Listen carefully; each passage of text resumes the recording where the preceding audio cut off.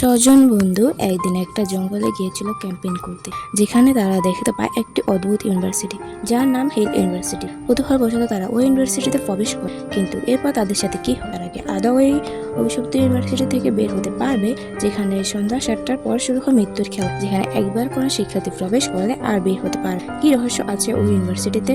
ওই সকল রহস্য ভেদ করতে হলে তোমাদেরকে অবশ্যই ড্রামাটি সম্পূর্ণ দেখতে হবে। ড্রামার শুরুতে আমরা একটি মেয়েকে দেখতে পাই যার অবস্থা খুব শোচনীয়। সে মেয়েটি যখন ছুটে পালানোর চেষ্টা করে, ঠিক তখনই সে একটি গাছের সাথে ধাক্কা খেয়ে পড়ে যায়, যার দরুন কেউ তার মুখ চেপে ধরে তাকে নিয়ে চলে যায়। এরপর ছজন বন্ধুকে দেখানো হয় তারা জঙ্গলে কিছু খুঁজছিল হাতে থাকা ম্যাপের মাধ্যমে। আসলে তারা একটি ইউনিভার্সিটির সন্ধান করছিল। তারা শুনেছে এখানে একটি ইউনিভার্সিটি ছিল যা হঠাৎ করে গায়েব হয়ে গিয়েছে। এরপর তাদের বন্ধু মেয়েটি আসে। মেয়েটির পর আমাদের ড্রামার মেন ফিমেল লিড জেন আসে। যাই হোক, এরপর তারা সবাই সামনের দিকে এগিয়ে যেতে থাকে। সেখানে থাকা জেরম নামের ছেলেটি বলে, কতক্ষণ লাগবে আমাদের ইউনিভার্সিটিতে পৌঁছাতে? তখন মিয়া নামের মেয়েটি বলে, ম্যাপ অনুযায়ী তো এখানে হিল ইউনিভার্সিটিটা পেয়ে যাওয়ার কথা। তখন তারা গেট দেখতে পায় যেখানে লেখা আছে হিল ইউনিভার্সিটি। তখন জেন বলে, আমার কেন জানি জায়গাটা ঠিক মনে হচ্ছে না, আমাদের ফিরে যাওয়া উচিত।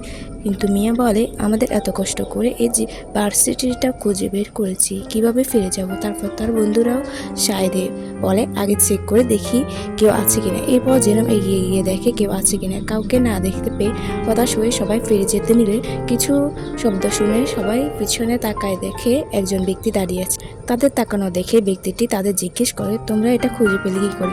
যেরকম বলে, আমরা ক্যাম্পেইন করতে গিয়ে হারিয়ে গিয়েছি, আপনার কাছে কি পানি পাওয়া যাবে? তখন লোকটা গেটের চেন খুলে দিয়ে তাদের ভিতরে প্রবেশ করতে বলে আর বলে, তবে একটা কথা মনে রেখো, এটা কোনো পরিত্যক্ত ভার্সিটি নয়।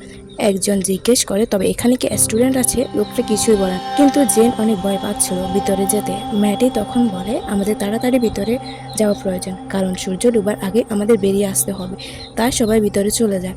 আর যাওয়ার সময় লোকটি তাদেরকে বলে, মনে রেখো এই ভার্সিটি 7টার পর চেঞ্জ হয়ে যায়, যার মানে কেউ বুঝতে পারে না। তারপর ভিতরে গেলে লোকটি তাদের বলে, তোমাদের আগে রেজিস্ট্রি করতে হবে। এটা শুনে মেয়েটি বলে, আমরা এখানে হারিয়ে গিয়ে এসেছি, আমরা এখানে ভর্তি হতে আসিনি। তখন জেরু মজা করে বলে, চলো রেজিস্ট্রি করা যাক, যদি ক্লাস মিসও করি আমাদের বাবা মাকে ওরা কিচ্ছু বলবে না। অনেক মজা করবে। সব স্টুডেন্টরা তাদের পিছু পিছু আসতে শুরু করে। এইসব দেখে তারা বলে, চলো ফিরে যাওয়া যাক। তখন দেখে অনেক স্টুডেন্টরা লড়াই করছে। ব্যক্তিটি তাদের বলে, তারা মজা করছে, তোমরা ভয় পেও না। তখন জেন বলে, এটা কিসের মজা? তাদেরকে থামাচ্ছেন না কেন? লোকটি বলে, সব প্রশ্নের উত্তর ভিতরে দেওয়া হবে। তখন জেন বলে, আপনি আমাদের কোথায় নিয়ে যাচ্ছেন? লোকটি বলে, হেডমিনিস্টার এর কাছে, যে তোমাদের সব এক্সপ্লেন করবে। এরপর তাদেরকে প্রিন্সিপাল রুমে আনা হয়। তিনি তাদের পরিচয় দিতে থাকে আর বলে, আমি ম্যাডাম ভায়োলেন। তখন জেন তাকে বলে, বাহিরে যে মারামারি হচ্ছে আপনি কি সব জানেন? তখন ম্যাম বলে, বাহিরে নিয়ে ভেবো না, এটা সবসময় হয়ে থাকে। তখন ওই পিয়ন, যার নাম হলো ফ্রান্সিসকো, তাকে কিছু পেপার দেয় আর বলে, এগুলো পূরণ করো। তখন মিয়া তাদেরকে জিজ্ঞেস করে, এখানে কি ফি দিতে হয়? তারা তখন দুজন হেসে বলে, এখানে কোনো টিউশন ফি নেওয়া হয় না, এখানে সব কিছু ফ্রি। মেয়েটি বলে, এটা কি পাবলিক ইউনিভার্সিটি? ম্যাম বলে, না, এটা প্রাইভেট ইউনিভার্সিটি, এটা সব সাধারণ ইউনিভার্সিটি থেকে একদম ভিন্ন। এখানে সন্ধ্যা 7টা থেকে ভোর 5টা পর্যন্ত, এই সময়টাকে আমরা ব্লাডি নাইট বলি। এই সময় তোমরা তোমাদের ইচ্ছে মতো যাকে খুশি তাকে মারতে পারবে, কেউ কিচ্ছু বলবে না। আমি তোমাদেরকে সাজেস্ট করবো ডোরমে থাকার, কারণ এই সময় যদি তোমরা বাইর হও তাহলে জীবিত ফিরবে না। তখন জেন বলে, আমরা সবাই এখান থেকে চলে যাব। তখন ম্যানিসা তাকে থামিয়ে দিয়ে বলে, এটাই তো সে ক্যাম্পেইন, তাই না, যেটা আমরা খুঁজছিলাম? আর এমনিতেও আমাদের আজকের রাতটা কাটানোর মতো জায়গা নেই। তখন ম্যাডাম ভায়োলেন্ট ফ্রান্সিসকোকে বলে তাদেরকে ডোরমে নিয়ে যেতে, আর জেনকে বলে ভয় থাকা ভালো, কারণ ভয়ের জন্য এখানে সার্ভাইভ হতে পারে এখানে থাকা তোমার বন্ধুরাও আর বিশ্বাসযোগ্য হবে না।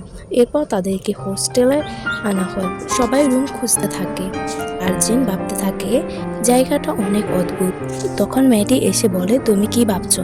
জেন বলে, আমি আমার বন্ধুকে খুব মিস করছি। মেয়েটি বলে, এত চিন্তা করো না, জাস্ট চিল করো, হোস্টেল সহ সব কিছু ফ্রিতে।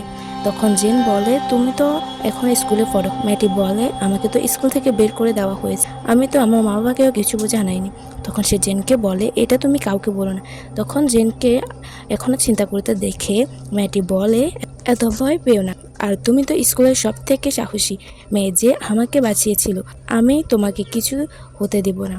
তখন ম্যাটি তাকে রেস্ট করতে বলে চলে যায়, কিন্তু জেন রুমে না গিয়ে বাইরে চলে আসে আর ভার্সিটিটা ঘুরে দেখতে থাকে। সে আমাদের ব্যাকগ্রাউন্ডে বলতে থাকে, আমার পুরনো স্কুলটা অলরেডি নরক হয়ে গিয়েছে, এখানে এত শান্ত কেন, সব স্টুডেন্টরা কোথায়? তখন সে একটা দোলনা দেখতে পেয়ে সেখানে বসে, তখন উপর থেকে মাস্ক পরা ছেলে লাফ দিয়ে নামে। তখন জেন দেখে ছেলেটার হাতে রক্ত, সে ভয়ে ভয়ে বলে, তোমার হাতে তো রক্ত।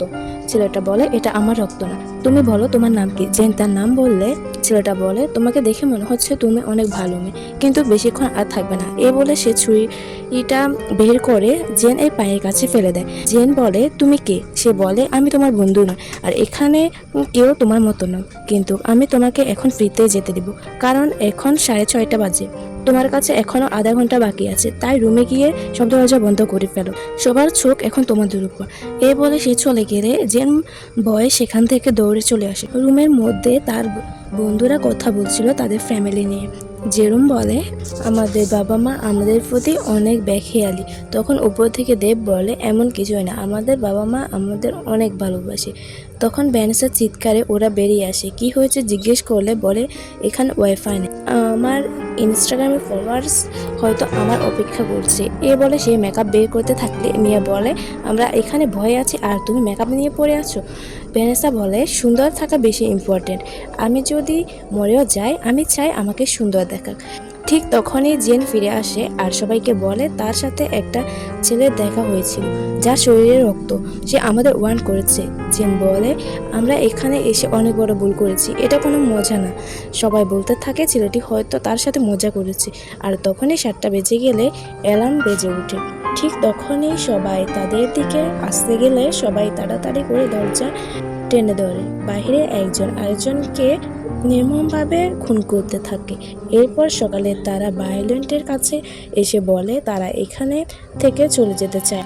ম্যাডাম ভায়োলেন্ট তাদের জিজ্ঞেস করে, কেন, তোমাদের কি সমস্যা? জেন বলে, ইউনিভার্সিটি একদম এলিয়ে, সরকার কেন তাদের কিছু করছে না? ম্যাডাম বলে, ইউনিভার্সিটি সরকার থেকে মুক্ত, তারা কখনো হেল ইউনিভার্সিটি ছুতেও পারবে না। আর এখানে আজকে এপিসোড 1-এর প্রথম পার্টটি শেষ। পরবর্তী পার্ট যদি দেখতে চাও তাহলে অবশ্যই কমেন্টে বলবে, আর চ্যানেলটি প্লিজ সাবস্ক্রাইব করে দেবে।